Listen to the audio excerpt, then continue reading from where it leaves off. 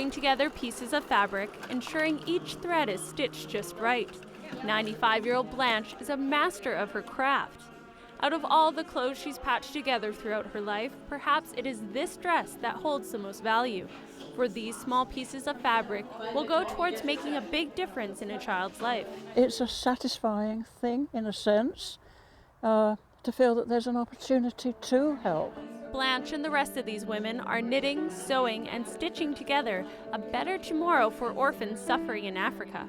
There are an estimated 200,000 AIDS orphans just in Kangera alone. 25,000 of those children are registered with the Tumaini Fund.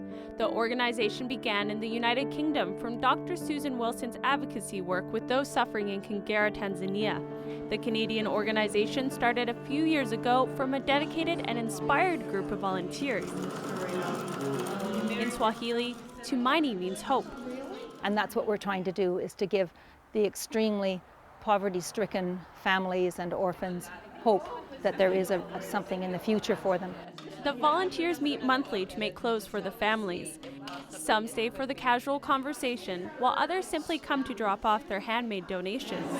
Thank you so much. All the materials you see have been donated. In just 2 weeks, the volunteers have filled up this rack with clothes. The farmers there raise enough food for themselves and their families. There's often very little even to sell. So they make approximately $110 a year as an annual income. A school uniform costs $10, so it's almost impossible to spend 10% of your budget on one school uniform. Proper clothing is essential for children in Kangera.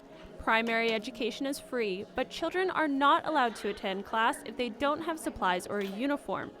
To help diminish that educational barrier, Tumaini Fund is asking people to sponsor a child for $100 a year.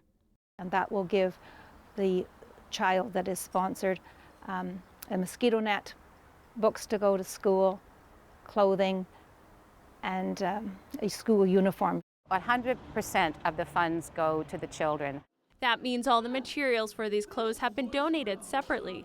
The organization says the support from the community is overwhelming. It's just become very inspirational, not only raising money for the children, but working with the people in this particular community. The people in this small community give constantly. I think that when you're inside, you'll see that these people are often not particularly well themselves, but they just are so inspired to do what they can and to give where they can. Live in a country where there is so much, and to find out there's still in the world that have not got it, you can't help helping it.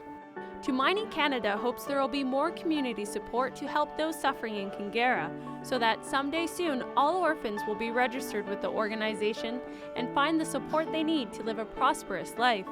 In Nanoose at St. Mary's Church, I'm Rayanne LaPlante.